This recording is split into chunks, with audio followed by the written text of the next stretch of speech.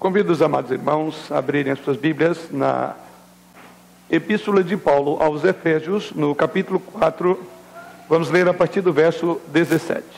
Assim nos diz o Senhor através da sua palavra.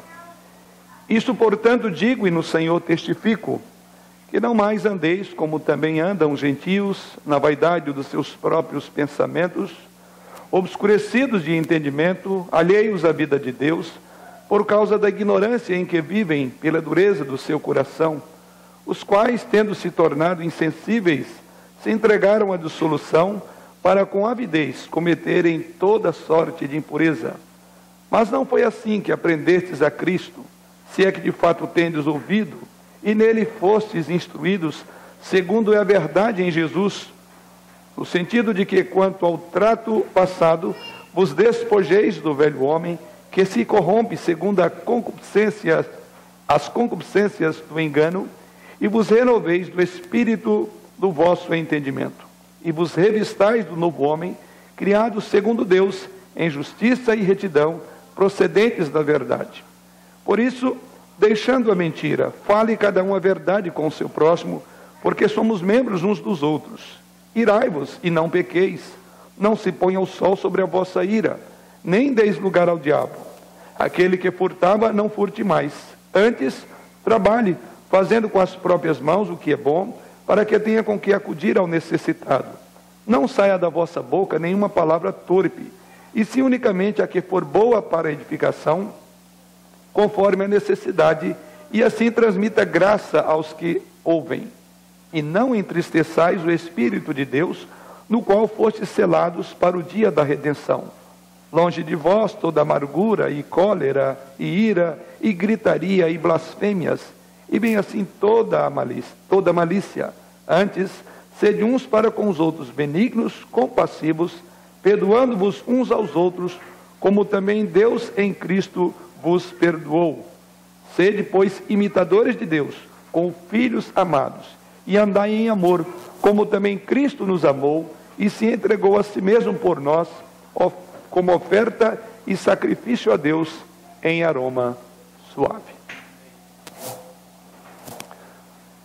Temos diante de nós a sequência de um pensamento que Paulo começa a desenvolver a partir do capítulo 4, no verso 1, posto que os primeiros capítulos, de 1 até o capítulo 3, Paulo vai tratar com a estrutura do pensamento teológico, desenvolvimento de princípios e doutrinas que ele vai assim instruir a igreja. E a partir do capítulo 3, Paulo vai traduzir toda essa teologia que ele ensina até o capítulo 3, ele vai traduzi-la de forma prática no capítulo 4, como é uma das maneiras da escrita de Paulo. Ele faz isso, é muito comum vê-lo fazendo assim, ele dá os fundamentos bíblicos, teológicos, a base, o fundamento, a sustentação doutrinária, e depois ele aplica esta base na vida, no dia a dia. É a teologia prática, é o viver teológico de maneira prática. E aqui vemos mais um desses momentos em que Paulo, a partir do versículo 1, ele vai falar aqui, é a expressão dele, rogo-vos, pois, versículo 1 do capítulo 4, eu prisioneiro no Senhor, que andeis de modo digno da vocação a que fosse chamado. Ou seja, que vocês estejam andando à altura do que eu acabo de ensinar. E de uma maneira digna, de uma maneira equilibrada com o que vocês aprenderam até aqui. E o que vemos até aí é a maneira como Deus em Jesus Cristo nos livrou do pecado, nos transportou para o reino do Filho do seu amor, a doutrina da graça, o perdão dos pecados, a maneira como andávamos outrora. E assim Paulo diz, diante dessas verdades, eu peço, eu rogo que vocês andem com equilíbrio, equilibrem essa teologia à prática, ao viver diário. E a partir do versículo 1 até o versículo de número 16, Paulo vai trabalhar aqui a necessidade da pureza da igreja. A unidade da igreja. Então os irmãos poderão perceber que dos versos 1 até o verso 16, Paulo vai concentrar a sua atuação e dizer da importância e a necessidade de que tivesse uma igreja em unidade. Pois para isso que essa igreja, que esses crentes foram chamados, para viver como um só corpo, uma só fé, uma só família, um só Senhor e assim por diante. Então Paulo aborda dos versos 1 ao 16 a necessidade de pureza na igreja. E a sequência do seu pensamento, ele vai entrar no outro assunto. Da mesma forma, Paulo agora introduz a partir do versículo que lemos aos irmãos, versículo 17, até o final da leitura, ele agora vai falar de outro aspecto que eles deveriam viver à altura desse chamado. E o que Paulo vai abordar aqui é a necessidade ou a pureza como característica do povo de Deus. A pureza como algo indispensável àquela unidade que ele trabalha até o verso 16. Da mesma forma como vocês devem ser unidos uns aos outros, também devem prezar pela pureza, pela santidade. E aí é a ênfase de Paulo em toda a parte do texto que lia aos irmãos. Na verdade, o que Paulo vai falar aqui é sobre um novo estilo de vida. E é esse o nosso tema, um novo estilo de vida. Vamos orar. Pai, louvamos o teu nome por esta hora de culto, de adoração, pelas partes que já transcorreram diante do Senhor, diante dos teus olhos, quando subimos diante do Senhor, confessando os nossos pecados, invocando a tua gloriosa presença diante de nós, apresentando as nossas ofertas como preito de gratidão, de reconhecimento por tudo aquilo que o Senhor tem feito por nós. E agora, Deus, necessitamos que o teu Espírito continue a nos conduzir por meio agora da tua palavra, inspirada, infalível, inerrante, mais penetrante do que a espada de dois gumes, como ela própria diz de si, e por isso necessitamos de que o mesmo Espírito que a inspirou também seja aquele que mova o nosso coração em obediência, dando-nos clareza no entendimento e aplicação desta palavra no coração do teu povo, que agora tem os seus ouvidos e, acima de tudo, os ouvidos da alma, atentos para o que o Senhor tem a nos dizer. Assim oramos em Jesus. Amém. Ao abordar sobre esse novo estilo de vida, Paulo vai trabalhar este assunto aqui com uma tríplice ênfase. E a ênfase de Paulo, essa tríplice ênfase de Paulo no texto em apreço, está dividida da seguinte forma. Primeiramente, Paulo faz uma admoestação, depois ele entra com uma argumentação e por fim ele faz uma aplicação. Essa é a estrutura do modo como também vamos pensar no texto. Admoestação, argumentação e aplicação. E como é que Paulo trabalha aí? Primeiramente, Paulo faz uma admoestação. E nessa admoestação que Paulo coloca é que havia uma clara ruptura, ou deve haver uma clara ruptura com os velhos costumes pagãos. Então, nessa admoestação, Paulo vai ressaltar aqui o modo convencional, o modo comum dos pagãos viverem. E como Paulo está trabalhando uma parte da carta, que é a área prática, como disse aos irmãos, Paulo tem como preocupação alertar os crentes para que eles não vivessem naquela maneira fútil como viviam antes, como eram pagãos, ou quando estavam longe da graça e das promessas de Deus. Então ele começa com essa admoestação, falando da necessidade da ruptura desses velhos costumes pagãos. E o Paulo, então, ele começa enfatizando o fator intelectual que caracterizava a vida das pessoas sem Deus. Então, quando Paulo descreve os pagãos, ele chama atenção para algumas coisas. Quanto ao aspecto intelectual, observe no verso de número 1, ele vos deu... Desculpe-me, estou ainda no capítulo 2. Verso de número 17.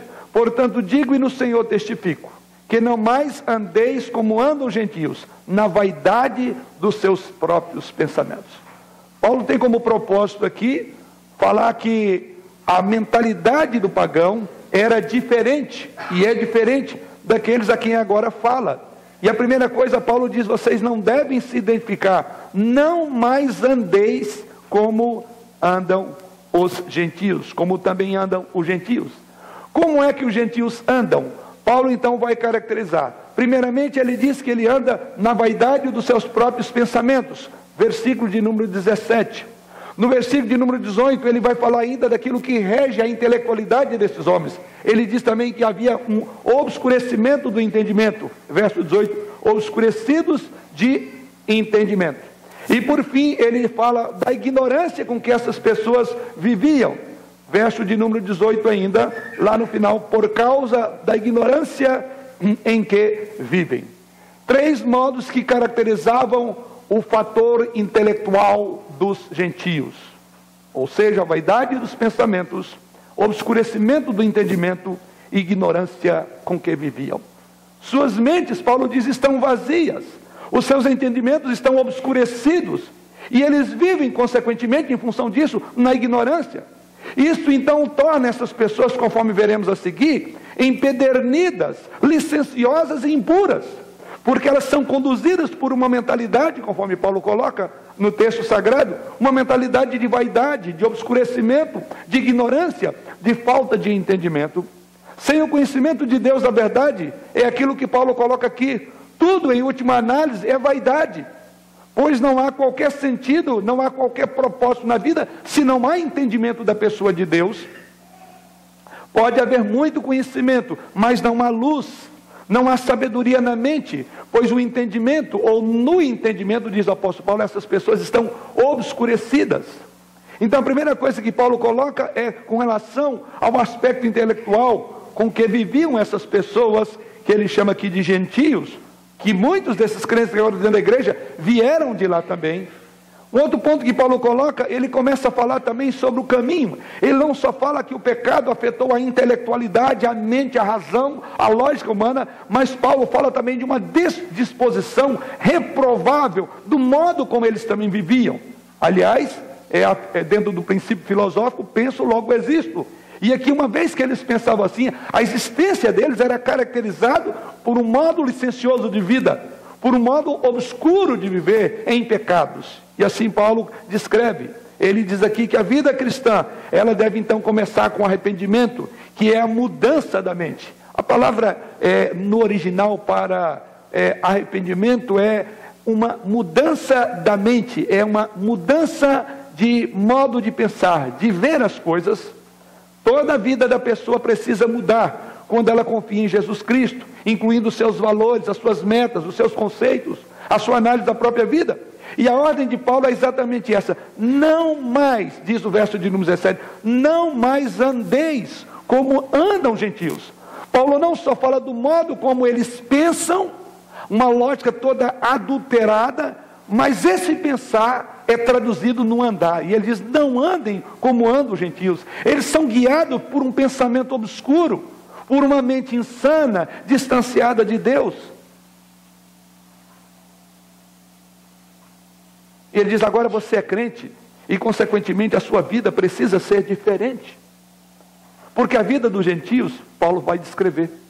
Vamos ver como Paulo coloca isso. E assim Paulo começa a descrever o modo característico dos gentios. Primeiramente, Paulo fala que eles viviam, verso 17, na vaidade dos seus próprios pensamentos. Final do verso 17.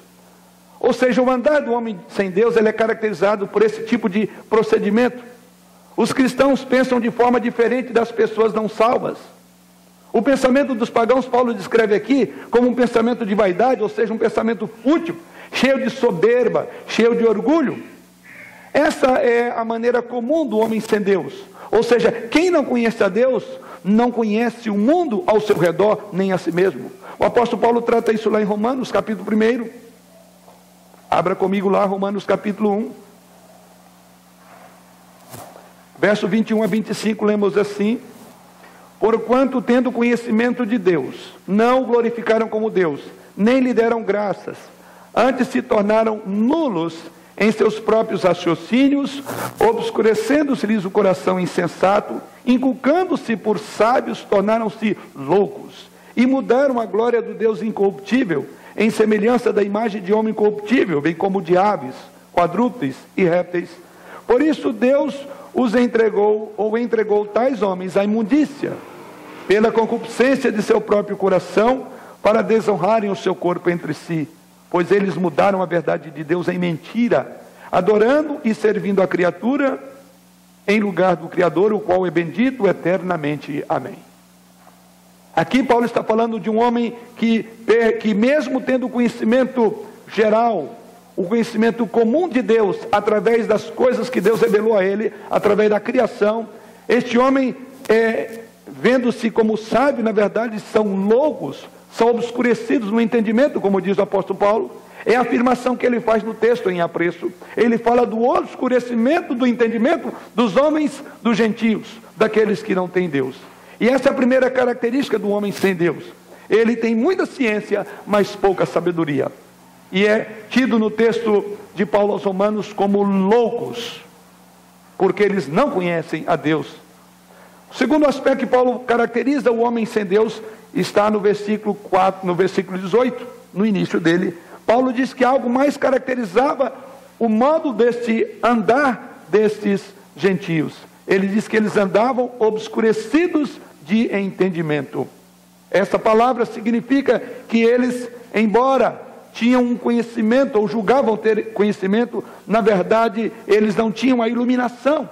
Eles pensavam, na verdade, que estavam iluminados, mas, na verdade, eles rejeitaram as Escrituras e, consequentemente, rejeitaram o conhecimento de Deus. Eles são capazes de crer na última filosofia, quando, na realidade, eles estão em trevas. E o apóstolo Paulo diz, voltando ao texto de Romanos 1, versículo 22, ele diz, dizendo-se, ou inculcando-se por sábio, tornaram-se loucos. Eles pensam que são sábios.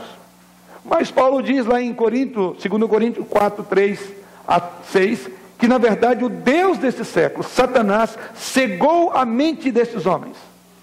Eu sei que eu e você, e principalmente os nossos jovens, são cada dia mais confrontados com todos os conceitos da filosofia pós-moderna.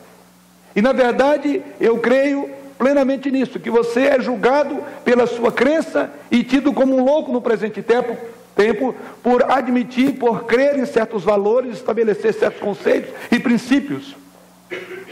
E talvez para esta geração você seja um louco, mas na verdade loucos são eles em sua visão filosófica, as últimas visões da filosofia, porque elas não passam pelo crivo do entendimento de Deus. O que pode um homem sem Deus ter conhecimento de si mesmo ou das coisas em sua volta? Absolutamente nada, ele não pode nada.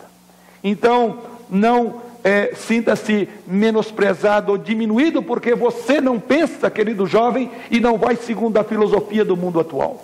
Porque Paulo fala que esses homens estão cegos. O Deus desse século cegou o entendimento. Por isso que não há como nós debatermos e discutirmos no mesmo pé de igualdade com o ímpio. Porque nós partimos de pressupostos e de valores outros que não são os deles. E os deles já foram julgados por Deus como loucos, como loucura. Mas algo mais que Paulo continua dizendo, em terceiro lugar ainda no capítulo 4, verso 18 do texto lido, Paulo diz algo mais, que eles não só estavam obscurecidos do entendimento, mas também alheios à vida de Deus. Paulo diz que os gentios vivem alheios a essa vida de Deus, ou seja, vivem sem Deus. É a mesma linguagem que ele vai usar no capítulo 2 dessa mesma epístola, lá no versículo de número 12, naquele tempo estáveis sem Cristo, separados da comunidade de Israel, e estranhos às alianças da promessa, não tendo esperança e sem Deus no mundo. E o texto em consideração diz que eles estavam alheios à vida de Deus. Sem Deus no mundo, alheios à vida de Deus, diz o apóstolo Paulo. Vivem sem esperança, vivem sem Deus no mundo, vivem separados de Deus, adotam outros deuses e abandonam o verdadeiro Deus. Esta é a maneira como vivem os gentios, diz o apóstolo Paulo. Mas ele prossegue. Em quarto aspecto, Paulo apresenta aqui, ele afirma que os gentios também vivem na ignorância. No final do verso 18, ele continua dizendo, por causa da ignorância que vivem, pela ignorância. Calvino, numa das suas institutas, ou na sua instituta, ele fala que o verdadeiro conhecimento começa com Deus. E assim ele conclui dizendo que quem não conhece a Deus é escravo da própria ignorância. A verdade e a vida caminham juntas. Se você crê na verdade de Deus, então você recebe a vida e vida de Deus. Não há como você conhecer a você mesmo, sem que comece a conhecer a pessoa de Deus. E é essa falta do conhecimento de Deus que é registrado por Paulo em Romanos 1, que diz que leva o homem a perder-se na sua própria loucura. Tendo conhecimento revelado pela natureza, pela criação, tendo conhecimento de Deus, não glorificado. Ou seja, não foi um conhecimento segundo apresentado pela palavra do Senhor, segundo revelado pelo Espírito Santo. E Paulo então caracteriza esse modo do gentio viver também como modo que alheio à vida de Deus. Mas em quinto lugar, Paulo fala também que algo mais caracterizava, fala aí de dureza do coração. Dureza do coração. A palavra que Paulo usa aqui é uma palavra no original, poros, era uma palavra para referir-se a uma pedra que era mais dura do que o próprio mármore. Essa palavra era usada na medicina para descrever um calo ou uma formação óssea numa junta do corpo. Literalmente quer dizer petrificar, tornar duro e insensível. O termo chegou a ter o sentido de perda de toda a capacidade sensitiva. E quando Paulo diz que os gentios vivem na dureza do coração, eles perderam a capacidade sensitiva. Paulo diz que a mente deles tornou dura como pedra, e a consciência desses homens ficou cauterizada. Ou seja, nesse coração duro como pedra, não há lugar para Deus, nem para legítimos valores morais que procedem de Deus. E Paulo então diz que os pagãos chegam ao ponto de perder a sensibilidade, são duros como pedras. Ele diz: não andem mais como andam os gentios. William Barclay diz que o horrível do pecado é o seu efeito petrificador, comentando esse texto. E assim ele prossegue dizendo: no começo a pessoa sente vergonha ao pecar, depois perde o pudor, o temor e o próprio horror. Peca sem remorso, nem existe isso no seu pensamento. A consciência petrifica-se. E assim ele conclui, ilustrando através de uma lenda. E ele diz o seguinte, que há uma lenda que retrata bem esse processo de petrificação. Essa lenda fala da dependência do álcool. Conta a lenda, diz ele, que o álcool é uma composição formada pelo sangue do pavão, do leão, do macaco e do porco. Quando o homem começa a beber, sente-se bonito e atraente, como um pavão. Depois sente-se forte e valente como um leão. Em seguida começa a fazer travessuras como um macaco. Mas no fim, chafurda na lama como porco. É a lenda. Esse é o processo do pecado que Paulo fala aqui. O estágio final desta escalada é a perda total da tristeza pelo pecado. Fica empedernido.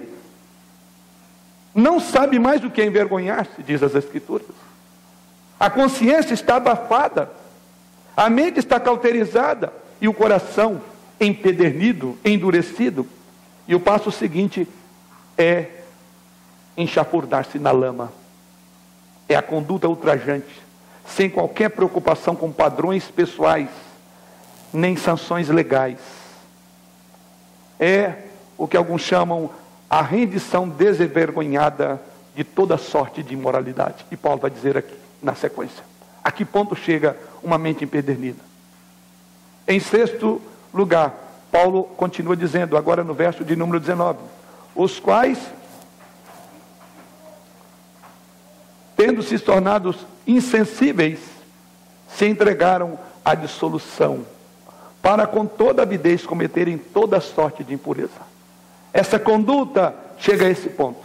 Em sexto lugar, Paulo diz que esses gentios entregaram-se, em função de tudo que ele vem dizendo, a consequência é enxafurdar-se na lama, lembrando a lenda aqui. O fim é exatamente esse, que eles se entregaram à dissolução para cometerem toda sorte de impureza. Nada haverá de refrear os desejos desse homem, o desejo imundo, a dureza de coração. Ela leva primeiramente a trevas mentais, diz o apóstolo Paulo.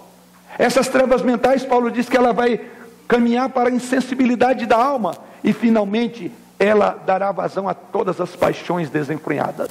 E agora Paulo vai relatar um homem guiado por uma mente que não é guiada por Deus. E aí Paulo diz que essas pessoas se entregaram à dissolução, no verso de número 19. Tendo se tornado insensíveis, se entregaram à dissolução. Ou, outra tradução vai estar lá, devassidão ou lascívia. Aqui, a tradução da palavra no original significa disponibilidade para qualquer prazer. Em outras palavras, o homem sempre haverá de procurar ocultar o seu pecado.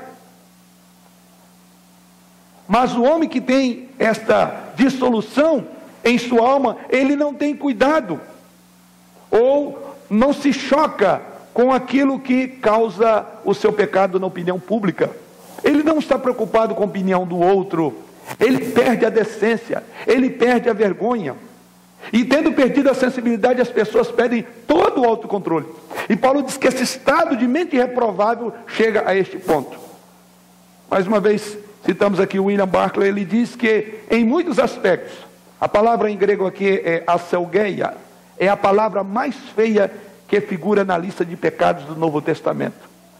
E ele conclui dizendo, trata-se da disposição para os prazeres, disposição que não aceita qualquer forma de disciplina, nem admite autocontrole. É o auto ou o espírito que não conhece limitações. É o espírito que se entrega desenvergonhadamente ao desvio dos desejos insanos. Ao pé da letra, o homem que tem essa aselgeia é aquele que perdeu completamente a vergonha e já não se importa mais com a opinião dos outros. Paulo diz, portanto, não andei mais assim. Mas há ainda algo que Paulo coloca aqui em último lugar, descrevendo o modo insano dos gentios. Em sétimo lugar, ainda no verso 19, ele diz, para com avidez cometerem toda sorte de impureza. Paulo diz que esse homem sem Deus, ele se entrega a toda sorte de impureza. A palavra grega aqui é pleonexia, que quer dizer avidez arrogante, ou execrável desejo de possuir algo. Na verdade, essa palavra aqui trata do desejo ilícito de possuir o que pertence ao outro. Ou seja, o espírito pelo qual o homem está sempre disposto a sacrificar o próximo para satisfazer seus caprichos. Essa palavra aqui grega, pleonexia, é o desejo irresistível de ter aquilo que não tem direito algum. Seja isso ligado aos bens, ao sexo ou qualquer outra coisa.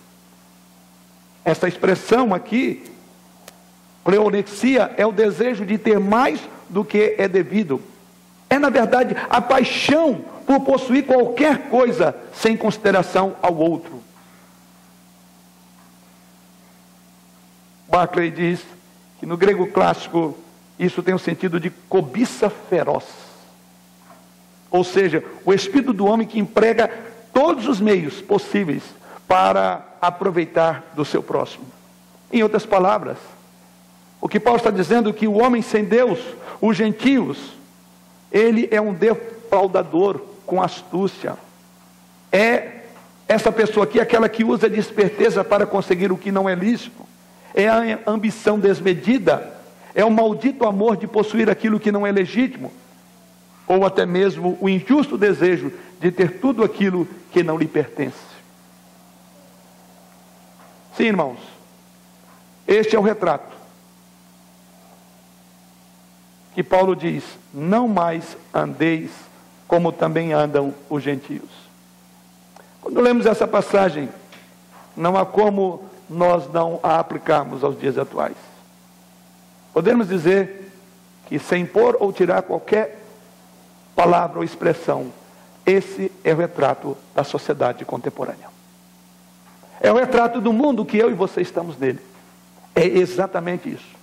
Esta imagem, não tenho dúvida, ela está estampada em todos os jornais e noticiários que eu e você lemos todos os dias. Vemos esta imagem retratada nas esquinas da nossa cidade, em cada canto do nosso país, em cada canto de Guarulhos do nosso bairro, em cada outdoor. Faz-se esse tipo de propaganda do pecado sem nenhum pudor. A sociedade está falida moralmente. É por isso que eu e você somos advertidos a não mais andar assim. Porque podemos julgar isso tão natural e tão normal que, se não nos apercebermos, ele diz, vocês estão andando como gentios. Mas prosseguindo, Paulo, ele não só vai fazer o alerta, Paulo não só vai admoestar, como disse inicialmente, ele agora tem uma argumentação. Vamos prosseguir no entendimento de Paulo, ele agora argumenta. E a argumentação de Paulo é esta. Ele fala uma necessidade, admoesta dizendo, olha, deve haver uma clara ruptura com os padrões dos velhos costumes dos pagãos. Agora Paulo argumenta dizendo, a verdade tal como ela é Jesus. É aí que você vai andar agora em novidade de vida. Acompanhe o relato de Paulo a partir do verso 20 até o verso 24. Mas não foi assim que aprendestes a Cristo, se é que de fato tendes ouvido, e nele fostes instruídos, segundo é a verdade em Jesus, no sentido de que, quanto ao trato passado, vos despojeis do velho homem, que se corrompe segundo a concupiscência, ou as concupiscências do engano, e vos renoveis do espírito do vosso entendimento, e vos revistais do novo homem, criado segundo Deus em justiça e retidão, procedentes da verdade. Paulo contrasta a vida do homem ímpio com a vida do crente. E Paulo agora usa o vós aqui, de vocês, ou o mas. Ou seja, a ênfase é novamente a mente ou a cosmovisão do crente. Em meio a esse estado de coisa, qual deve ser a cosmovisão cristã? Mas não foi assim, diz o apóstolo Paulo. A visão de vida, a visão de mundo, de moralidade, nossa é outra. E aqui Paulo então passa a argumentar que nós devemos viver a verdade em Jesus Cristo. A ênfase novamente é nesta mente renovada. É por isso que ele diz, porque aprendestes a Cristo, verso de número 20, se de fato tendes ouvido, verso de número 21, nele fostes instruídos também no verso, e vos renoveis no espírito do vosso entendimento, verso 23, e vos revistais do novo homem, criado segundo Deus, em retidão, verso 24, então ele agora vai contrastar com tudo aquilo. É importante notar que Paulo fala aqui de aprender com Cristo, e não sobre Cristo, conforme o verso de número 21, mas não foi assim que aprendestes a Cristo. É importante entender isso, porque aprender sobre Cristo é ter informação sobre Ele. Uma pessoa pode conhecer sobre Cristo e não ser salva. É mais do que informação. Como também eu posso aprender sobre Rui Barbosa, porque leio alguns livros da sua vida, mas jamais posso aprender a Rui Barbosa, porque ele está morto. Jesus Cristo está vivo, portanto posso aprender com Cristo. Como diz um autor anônimo, Cristo é a substância, o mestre e o ambiente do ensino. É isso que Paulo está dizendo. Cristo é substância, Ele é o mestre e o ambiente do ensino. Veja o que ele diz no verso 21. Se é que de fato o tendes ouvido, e nele fostes instruído, segundo é a verdade em Jesus. Veja esses 4 aspectos. Ele fala que Jesus Cristo, aprendemos dele. Ele é o conteúdo, Cristo é o conteúdo, aprendemos com Ele. Mas Cristo também é o mestre, Ele diz, tendes ouvido dele, Ele ensina. Igualmente, Cristo é o ambiente, Ele diz, nele fostes instruídos, conforme a verdade que está em Jesus. Isso mostra então, quanto mais eu conheço a palavra de Deus, mais eu conheço o Filho de Deus. Aprender com Cristo não é além do que tirar a nossa velha humanidade e revestir de uma nova roupa, como Paulo vai colocar em seguida. Enfim, irmãos, tornar-se cristão envolve uma mudança radical. E essa mudança Paulo apresenta nos versos 22 e 24 do texto que li aos irmãos. Essa mudança envolve o repúdio do nosso próprio eu, o antigo, da nossa humanidade caída e a adoção de um novo eu, como diz Paulo nesses versos, ou da humanidade criada de novo, como é a linguagem de Paulo. Veja o contraste nesses versículos 22 a 24 entre os dois homens. Veja o que Paulo diz, ele diz que o velho homem se corrompe, enquanto o novo é criado segundo Deus. O velho homem, segundo Paulo, era dominado por paixões descontroladas, mas o novo homem, diz Paulo, é criado em justiça e santidade. Os desejos do velho homem, diz Paulo, eram do engano. A justiça e a verdade é do novo homem. O pagão se corrompe por causa da futilidade de sua mente, como diz Paulo. Mas ele também afirma que o cristão se renova por causa da renovação de sua mente em Jesus Cristo. Tornar-se cristão envolve tirar então as vestes da sepultura e vestir-se de novas roupagens. Ao falar sobre isso, lembro daquele momento em que Jesus Cristo chega à sepultura de Lázaro, morto de 4 dias, e Cristo ressuscita Lázaro, chega ao sepulcro e ordena que Lázaro saia para fora. E quando Lázaro sai para fora, ele ainda estava coberto pela mortalha. E Jesus Cristo dá uma ordem: desatai-o e deixai-o ir. Devemos também, da mesma forma, tirar as roupas da mortalha do velho homem, revestir. Nada pode nos manter naqueles velhos padrões e valores do túmulo da incredulidade. É preciso desatar e deixar ir. Vida cristã é assim.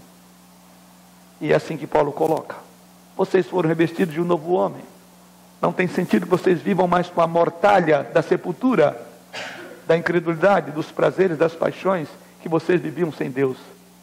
Desate e deixe ir. Então há aqui uma interação entre Deus e o homem, como houve também no ressurgir dos mortos de Lázaro. Jesus trouxe à vida aquele que estava morto. Mas havia alguma coisa que Jesus disse: você precisa fazer isso. Desate e deixe ir. O novo homem se reveste, nasce de novo. Mas há uma necessidade, há uma responsabilidade daquele que estava morto ao reviver, de que ele abandone aquilo. Deve haver uma luta contínua. E é por isso que Paulo diz: vos renoveis do espírito do vosso entendimento, vos revistais do novo homem, criado segundo Deus. Mas por fim, temos agora a aplicação.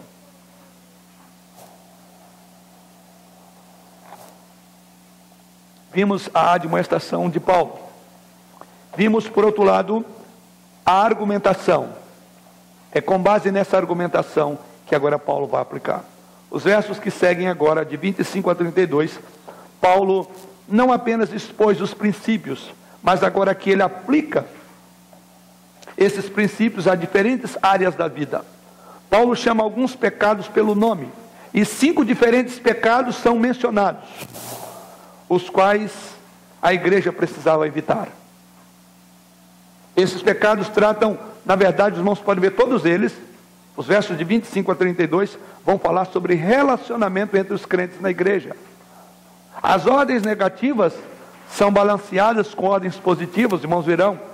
Cada ordem que Paulo dá aqui, respaldada por uma argumentação teológica.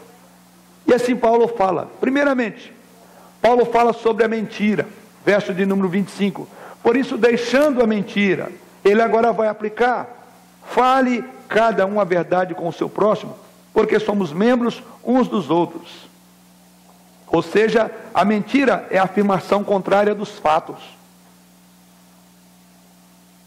A mentira é aquilo que é falado com o propósito de enganar o outro. A mentira abrange toda espécie de trapaças, em qualquer área. Porque o maior trapaceiro é chamado como pai dela. Jesus Cristo chamou de pai da mentira. Isso está lá em João capítulo 8, verso 44. Isso quer dizer, querido irmão, que quando nós falamos a verdade, Deus está trabalhando em nós. Mas quando nós falamos a mentira, o diabo está agindo por nosso intermédio, porque ele é o pai da mentira. Os mentirosos, ou seja, aqueles que são controlados pela mentira, diz o texto de Apocalipse, capítulo 22, versículo 15, que não herdarão o reino de Deus. O primeiro pecado condenado na igreja primitiva foi o da mentira. Ananias e Safira, os irmãos lembram? E Pedro diz que Satanás colocou no coração de Ananias a mentira, para você mentir ao Espírito Santo, diz o apóstolo Pedro. A mentira destrói a comunhão da igreja, diz o apóstolo Paulo. A comunhão nossa é edificada na base de confiança. A falsidade subverte a nossa comunhão, ao passo que a verdade fortalece a nossa igreja. Não fale a mentira. Isso é prática do velho homem, diz Paulo. Mas em segundo lugar, Paulo fala algo mais aqui. Ele fala de um outro aspecto que era necessário a igreja estar atenta. Paulo fala sobre a ira. E assim os versos 26 e 27 lemos: irai-vos e não pequeis, não se põe o sol sobre a vossa ira, nem deis lugar ao diabo. Há dois tipos de ira, raiva, seja o nome que você quer dar, justa e a injusta. No versículo 26 ele fala de uma ira justa: irai-vos e não pequeis. Mas no mesmo texto, no versículo 31, ele fala do que não pode: longe de vós toda amargura e cólera e ira. Ou seja, a Bíblia fala de dois tipos de ira: uma ira não pecaminosa e uma ira pecaminosa. E no mesmo texto Paulo fala das duas. Ninguém deve ficar irado a tal ponto de que esta ira justa se transforme numa ira pecaminosa. O que seria isso, em outras palavras? Quando Paulo fala irai-vos e não pequeis, eu quero ilustrar o que Paulo coloca aqui. É que é possível, e eu e você precisamos sentir raiva, precisamos sentir ira contra certas coisas. Um bom exemplo aqui seria a raiva ou a ira de Moisés contra a idolatria. Lembra o que aconteceu? Pegou na espada, inclusive, para matar os idólatras. Aquilo é uma ira justa, inclusive ordenada por Deus, a morte. A raiva de Lutero contra as indulgências é um dos mais claros exemplos do que Paulo está dizendo aqui, de ira justa. A raiva de Jesus Cristo, ou a ira de Jesus Cristo no templo, a expulsar os cambistas, é outro exemplo excelente do que Paulo está dizendo de ira não pecaminosa. Se Deus odeia o pecado, o seu povo também deve odiá-lo. O pecado não deve trazer em nós qualquer tipo de conforto, deve suscitar em nós toda a ira, toda a força da ira necessária contra aquilo que Deus se levanta. Se Deus odeia o pecado, seus filhos devem odiá-lo também. Se o mal desperta a sua raiva, ou a raiva de Deus, deve também despertar a nossa. Veja o que o salmista diz, lá no Salmo 119, verso 53. O salmista preocupado com a maneira como as pessoas andavam longe do Senhor. E assim, lá no verso 53 do Salmo 119, ele diz: de mim se apoderou a indignação, por causa dos pecadores que abandonaram a tua lei. Indignação apoderou do coração do salmista. Por qual razão? Por causa dos pecadores que abandonaram a lei de Deus. Ninguém deve ficar em raiva, a não ser que tenha a raiva certa, na hora certa, no grau certo, pelo propósito certo e no caminho certo. Senão ela não será essa ira que Paulo diz. E para que você não incorra numa ira pecaminosa, Paulo qualifica uma ira pecaminosa de 3 formas. Observe aí, 3 negativos. A primeira coisa ele diz: não pequeis. Irai-vos e não pequeis. Ou seja, devemos nos assegurar de que a nossa raiva esteja livre de orgulho, de despeito, de malícia ou espírito de vingança, porque isso seria pecado. O segundo adjetivo que qualifica aí é: não conserveis a vossa ira por longo tempo. Paulo diz claramente aí: até o pôr do sol.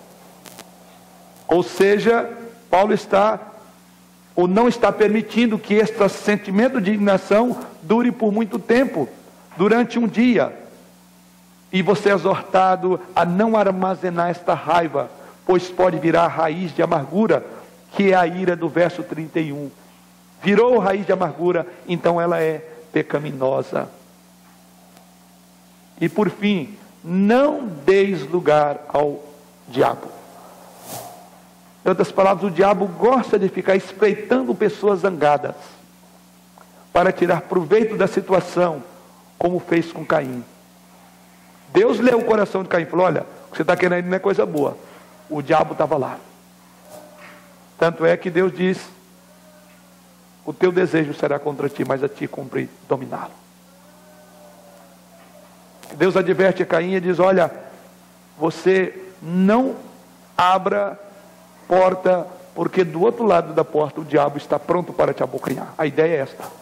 Ele não se apercebeu, ou não ouviu Deus falar. Então aí a ira é pecaminosa. J. Adams, no livro dele, que é o Conselheiro Capaz, ele fala sobre duas maneiras de lidar com a raiva. A primeira é a ventilação da raiva. E assim ele diz que há pessoas que são extremamente explosivas, que atiram estilhaços para todos os lados, ferindo pessoas com o seu destempero emocional. E a segunda maneira errada de lidar com a raiva é o congelamento dela. Quando o indivíduo não a joga para fora, mas para dentro, e o resultado disso é cria amargura no coração. E assim J. Adams conclui dizendo, a solução para o congelamento da raiva é o perdão. Ele continua dizendo, é espremer o pus da ferida até o fim, fazendo uma asepsia da alma, uma faxina na mente e uma limpeza no coração. Tratar e perdoar. Precisamos de tratar. Algo que causou indignação, suscitou ira em você, esprema, tira todo o pus dessa ferida, dessa relação e perdoe. Em terceiro lugar, Paulo fala também sobre o roubo agora. Fala da ira, fala da mentira e fala do roubo. Veja o verso 28. Aquele que furtava não furte mais, antes trabalhe, fazendo com as próprias mãos o que é bom, para que tenha com que acudir ao necessitado. O roubo inclui toda sorte de desonestidade.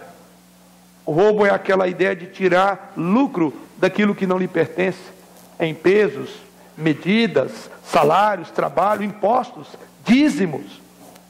Da mesma forma como o diabo é mentiroso, ele também é assassino. E também é ladrão. João capítulo 10, versículo 10, Jesus Cristo diz que o ladrão vem para roubar, matar e destruir. A mentira me aproxima do diabo, me identifica com ele, mas o roubo também. E Paulo fala que essa é outra prática que não deve haver na igreja. Ou pessoas não devem viver assim. O diabo fez de Judas um ladrão. Isso está lá em João capítulo 12, versículo 6. O diabo, quando tentou Eva, ele a levou a roubar, porque ela tomou do fruto que era proibido. Ela fez de Adão um ladrão, porque ele também tomou do fruto. O primeiro Adão foi ladrão e foi expulso do paraíso. Mas o último Adão, Jesus Cristo, voltou-se para um ladrão e lhe disse, hoje mesmo estarás comigo no paraíso. Um ladrão perdoado, regenerado, restaurado. E é por isso que Paulo diz, não furte, não roube as horas, não seja desonesto no cumprimento do seu dever. Há várias formas de furtar. Não basta ao desonesto para parar de furtar. Paulo vai mais longe, ele diz, para Paulo ele dá uma outra ordem, trabalhar para o sustento próprio e trabalhar para ajudar aos outros. Em quarto lugar, de aplicação prática, Paulo fala sobre palavras torpes. Verso 29 e 30.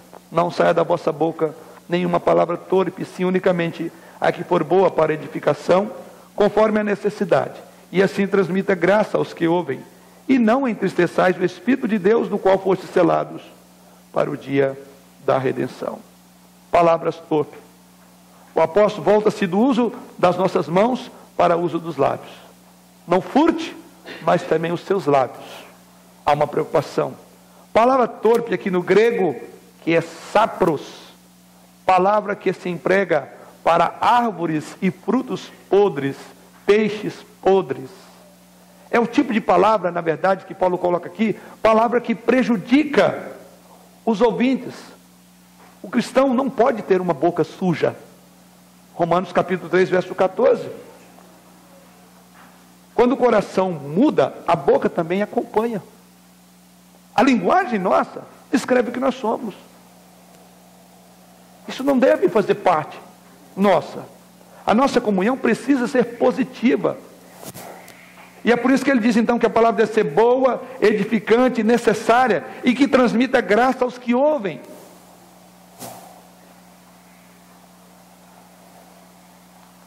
Jesus Cristo diz que há uma profunda conexão entre a boca e o coração.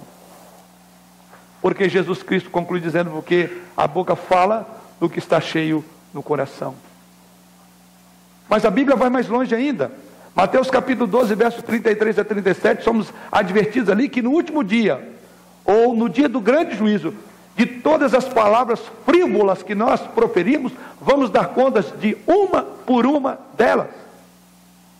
Deus vai chamar a juízo também a sua linguagem, não só o seu comportamento, não só o seu pensamento, mas a sua linguagem será também colocada diante de Deus. Nossa língua pode ser uma fonte de vida ou um instrumento de morte, diz o apóstolo Tiago. Podemos animar as pessoas ou destruí-la, como diz o texto de Provérbios capítulo 12.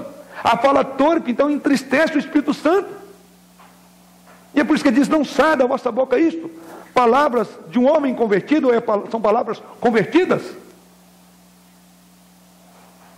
Porque a boca fala do que está lá no coração. E em quinto e último lugar, Paulo aplica também, dizendo sobre a própria amargura. Longe de vós toda amargura, e cólera, e ira, e gritaria, e blasfêmia, e bem assim toda malícia. Paulo usa aqui 6 atitudes pecaminosas no relacionamento. Amargura, a palavra grega aqui para amargura, refere-se a um espírito azedo, uma conversa azeda, um espírito ressentido, que se recusa a ser reconciliado. É aquele tipo de estado irritado de mente, que mantém a pessoa em perpétua animosidade, que tende a ter opinião dura, descaridosa acerca das pessoas ou das coisas, que torna fechado, irritadiço, repulsivo em seu relacionamento em geral. Isto é uma pessoa amargurada.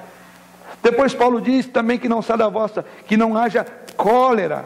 A palavra grega aqui para cólera traz a ideia de uma fúria apaixonada. Refere-se a uma ira temporária. Furioso é a cólera. Depois ele continua falando da ira, que tem a ver com uma hostilidade mais firme, mais sombria.